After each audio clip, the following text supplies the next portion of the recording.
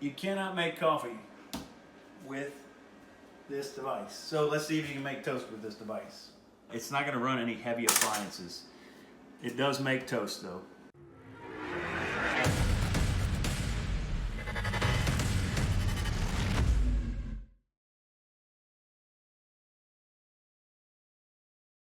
All right, today we are making coffee and we're making toast because we're talking about a portable power station. So while I'm making the coffee, I don't know how to use this, but the little one and then the tin, and I'm gonna try to make coffee and toast on the portable power station, and we'll see what's gonna actually working out. But anyway, when you're talking about power outages and you have convenience, see the power cut off. So you can't make toast and coffee at the same time because it overloaded and it cut off both. So we're gonna have to make our coffee first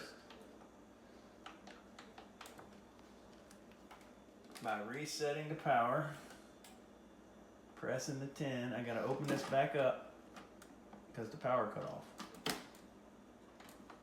Yeah, press the little one, then I gotta press the tin, and it's gonna make the coffee first. So it won't make coffee and toast if you're wondering what it will do. But when you're talking about the power of convenience, and the power goes out for any length of time, and you want to have convenience because you want to have some sanity, that's what this is all about. It is a very good sanity device. In other words, it's going to keep you sane during a power outage because you can have a cup of coffee, you can have a piece of toast, you can even wash a load of clothes, and you can run certain air conditioners with it. You're not going to run a full-size refrigerator, you're not going to run a microwave, but you can run a lot of things. All your electronics and all that stuff, that's a no-brainer. It's going to run that just like any other small power station. The beauty of this little power station is pass-through charging. So if you're actually running an appliance and you have it hooked up to your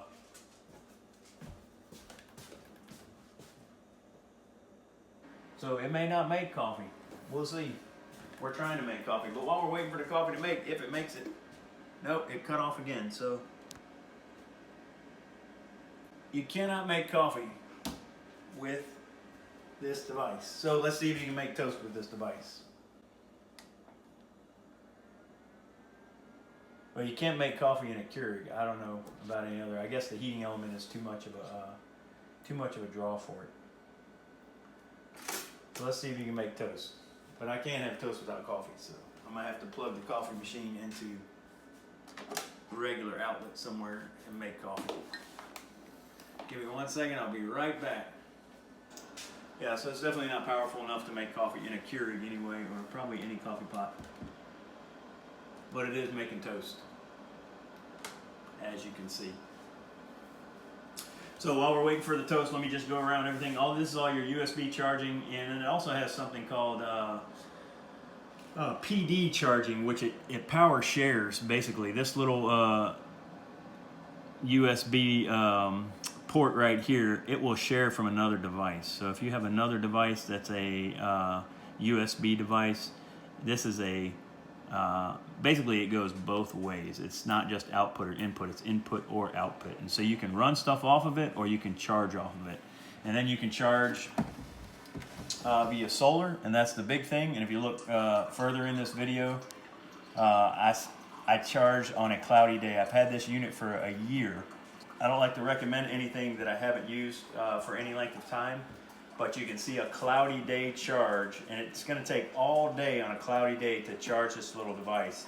On a sunny day, it's going to take about 3 to 4 hours, and if you plug it into the wall and you just want to take it with you somewhere or have it on standby, it's going to take about an hour to plug into the wall and use that.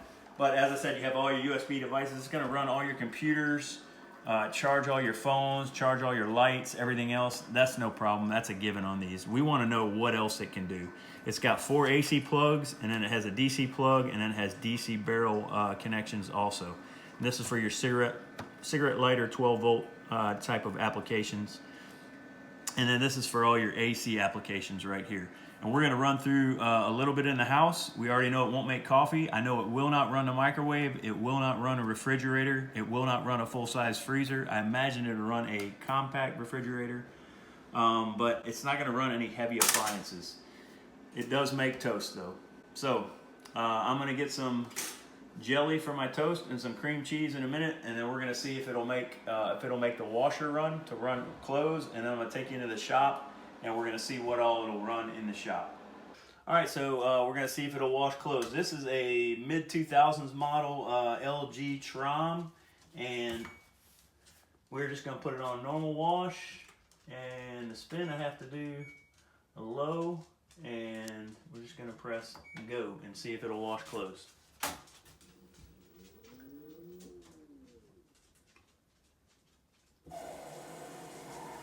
So long as you have water, this thing will actually wash a little clothes. It's obviously not going to run a dryer, but it will run a little clothes for you, which during a power outage, especially an extended power outage, that is going to be a great peace of mind for you, knowing that you can have clean clothes. You may have to hang them outside unless you have some other way to run a 230 volt clothes dryer, but you can run your normal washer and run the clothes cycle and have clean clothes, and that'll bring you great peace of mind.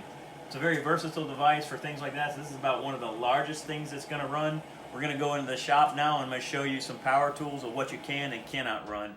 All right, so we're in the shop, and if you'll look down the row with me, we have a small bandsaw, drill press, belt sander, and a bench grinder. I use these daily, so if I need to keep operations running, the question is, would I be able to, although it might be an inconvenience to run them sparingly, would I be able to run them off the Ecoflow River 2 Max? And that's what I want to see. So look, they're normally tied into this outlet right here via this plug. You can see all the cords go to 3 of them, and then I have the belt sander is plugged in independently. So what I'm going to do is take the Max and put it back here, the River 2 Max, and I'm going to plug all those in just like they normally would.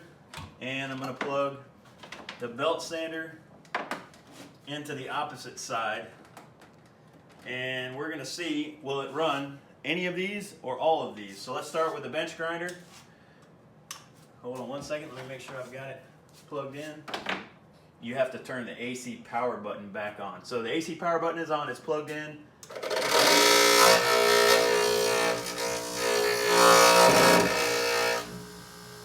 Sorry, my bench grinder was up against the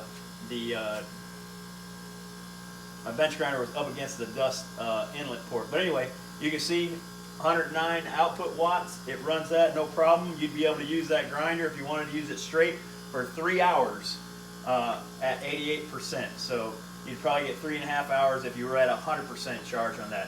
And again, if you had wires to the outside, to the sun, you could have that charging and effectively cutting that down. So if you had 220 watts coming in, 109 watts going out, then you would be using none. You'd be positive 100 watts. So you could run that indefinitely on a sunny day if you needed to run it. And I've never run all these at the same time because I'm just one guy. So let's see. Now we come to the belt sander. It had about 430 watts starting. It's running at 178. So if you had your solar panels outside, you could still run that all day with a balance of 50 coming in. 220 max is what you can pull into this.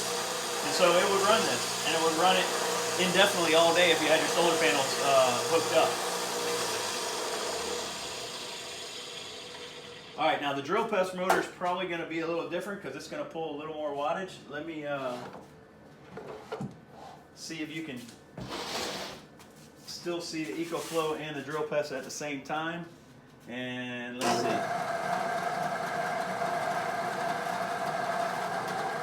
All right, so it's pulling 155 watts on the Ecoflow.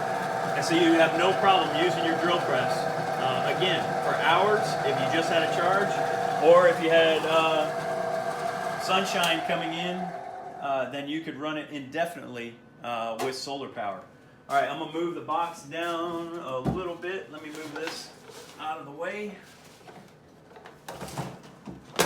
so we can get to the bandsaw. And I'll be interested to see if it runs the bandsaw also. We can see both of those. I gotta tighten it up. Oh no, it is tight. All right, let's try the Delta bandsaw. So it kicked up to about 500 watts, 490 when it first turned on. That's your surge starting. and now it's running at 125, which is actually lower than all the rest of them, so that's pretty good. Again, you could run that indefinitely. If you had a sunny day, it's no problem. You could continue operations in a small workshop. And then if you had an extended time outage, extended period of time with an electrical outage and you needed to build stuff, you went into full off-grid mode and you needed to cut wood and make things or repair things, you could do that with simple stuff. All right, so we're gonna try the big bandsaw in 1 second. Let me unplug all this. And put it back the way it was. And we're going to come over here to the large bandsaw. Here, let's see. This is a 3/4 horsepower, and it's a 7-amp motor. So it is not going to do it at all, but it's going to be fun to try. So make sure it's not in the way of the blade, and we're going to turn it on. And you heard that? It cuts out immediately because it cannot handle the surge of the motor, and you see the blinking there, it just means it's overloaded. So you're not going to run a major saw or a major motor like that. Anything soft start or anything potentiometer driven where it is an adjustable current flow where it ramps up current instead of just hits a surge of current, this is going to handle it, and it'll handle it fine up to 500 watts. But then it has something called X Boost also, which allows us as a 500 watt inverter to actually run appliances or gear that is twice the wattage. I don't know how it does it actually, but it does it with inverter technology also. But you can look up X Boost on their website. The good thing to know is if it ramps up to even 700, 800, 900, or 1,000, it'll run double the wattage for that surge moment, and then it'll taper off, and it somehow tapers it off itself with its inner working. So it's a really powerful device for only weighing 13 pounds. My kids can take this, they throw it in the back of the truck, and they use it to charge their video games while we're on the road, because it's easier for them to plug in AC than it is to go out and buy extra 12 volt DC cords to plug into the car. So it's super handy for that. My wife uses it. She milks goats. We get all of our milk from the goats that we milk, and during the milking season it's hot out, and she runs a fan literally every day. She uses this during the milking season, and so most weeks during the off season we use this a couple times a week, and during the season when she's milking goats she uses it every day to power a box fan to keep her cool, and then to keep the flies off the animals and circulation flowing at the milk stand. So it's super handy for us, but it gives you peace of mind when the power goes out, that you can have the small conveniences. You can charge all your devices, all your lights, everything you want it to charge, and then you can run most small appliances off of it. Again, you're not going to run anything huge off of it, but for 400 bucks, you can't go wrong buying something like this, just to give you peace of mind. And then you pair it with a larger system, like the Blue Eddy system that we have, and the Blue Eddy can run a lot of the larger stuff, all your appliances, and this can run all the smaller stuff. All right, so that is the River Max 2 portable power station by Ecoflow, and the portable solar panels that go with it. 220 watt solar panel input is your max input, and that's what those are. You can see that set up in the other part of this video where I did the cloudy day setup, because that's what people really want to know about. In the worst case scenario on a cloudy day, how long is it going to take to charge? And in the worst case scenario, what are you going to be able to run off it? All right, this is the Ecoflow River 2 Max, and everybody knows on a sunny day it'll charge up. You can see on all the other reviews. We want to see on a overcast day like today, we can look up at the sky. It's going to be overcast like this all day long, and so I just want to see how this does. It charges up in about 3 to 4 hours on a sunny day through solar, through this system. So I'm going to just show you very quickly how to set this up. It's not easy to set up, but it's not difficult to set up. It's somewhere in between, and I'll show you what I've done with the off-grid cabin just to use this for a little extra device. This is not going to power the whole cabin, but it is going to do a lot of the small things that you need it to do in addition to a bigger solar system that I'll show you in another video. Okay, so the panels come in this carrying case. They're not heavy, but they're not light. It's kind of an all-around in-between system. It's got a little bit of weight to it, but it's not terrible. And it just unzips, They do say these panels are waterproof. I will have a link to these panels in the description below. And like I said, I'm just going to go through it and show you the real world how it sets up. These are glass, so you don't want to throw them around too bad. But I found the easiest way to do it is to set it like this. And the case acts as a carrying case. Or a stand, excuse me. It's a carrying case, but it acts as a stand.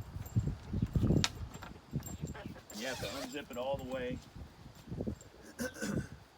And then the stiff part, it has a regular fabric part, and then it has the back part that has a plastic piece in it, plastic panel in it. That acts as the back support as you lay these panels down on an angle. And it just comes with some clips, some carabiner clips. They clip into these grommets.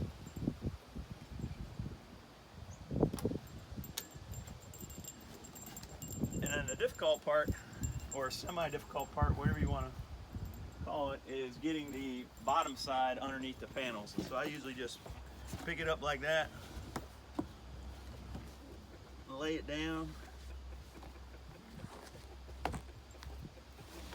and then you can see these bottom straps come out and they hook into another grommet on the panel on the bottom. It's just an elastic strap. Alright, so then once that's connected, you can set the panel back up again.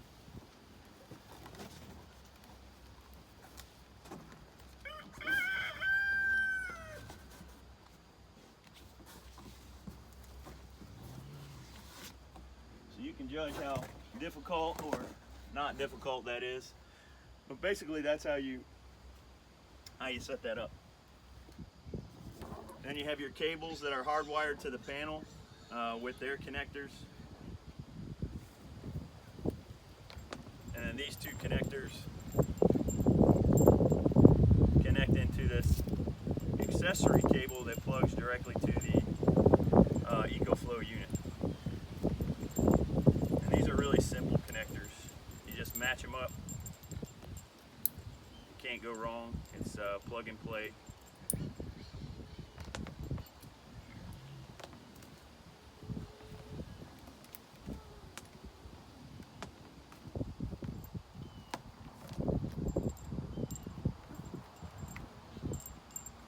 And then I have a hole drilled in the floor of the off-grid cabin just to feed this through, and then we'll go inside and I'll show you how it's going to feed into the unit.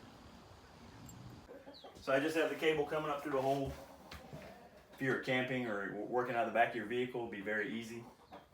But anyway, the back of the unit, this cable just plugs right into it, if you line it up right, and that's it. And then you have solar input, and it lights up as soon as you do. I ran it down to 4%, and it wasn't able to power anything significant at 4%. It would shut off.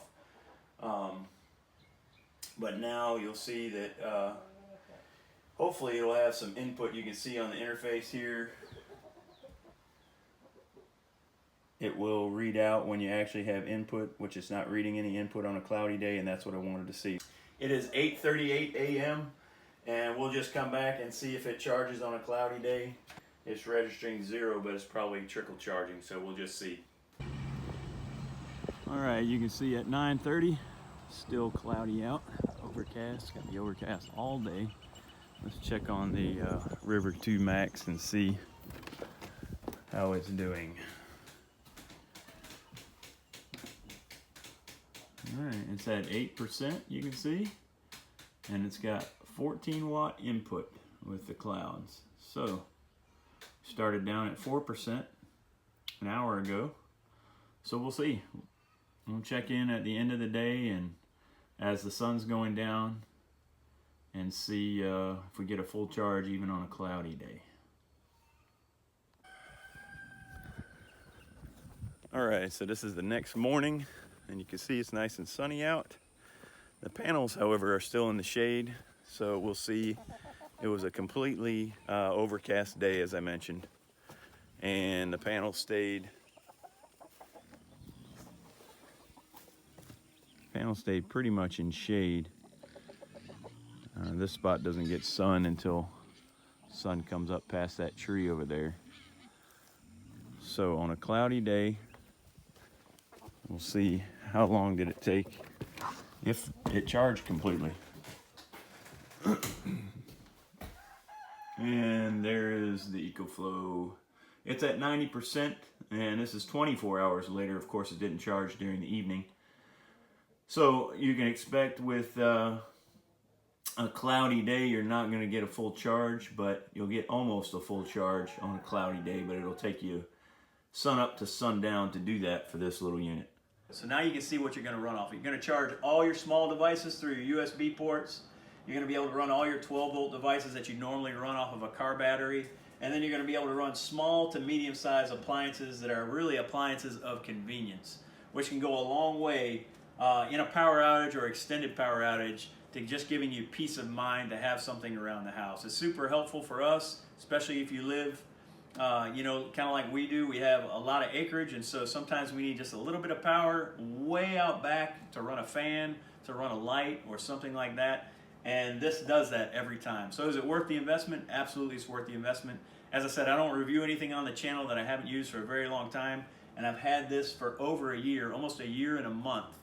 And it stood the test of time. It's durable, it's lightweight enough to be portable, and best of all, it uses an easy rechargeable system that if truly we had a grid going down scenario in our lives, we could use this for convenience indefinitely. And it has a 3,000 cycle lithium iron phosphate battery. That means you're going to be able to charge and discharge that 3,000 times. I don't know how many times that is, but I know for a year that I've had it, maybe I have charged and discharged it 5 total times, maybe in that year's time, maybe 6 times, but definitely not 10 times.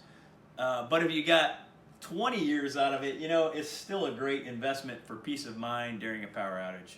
As always, I want to thank you for taking the time to watch this video. Thank you for making the choice to defend yourself and those you love, and God bless you and yours.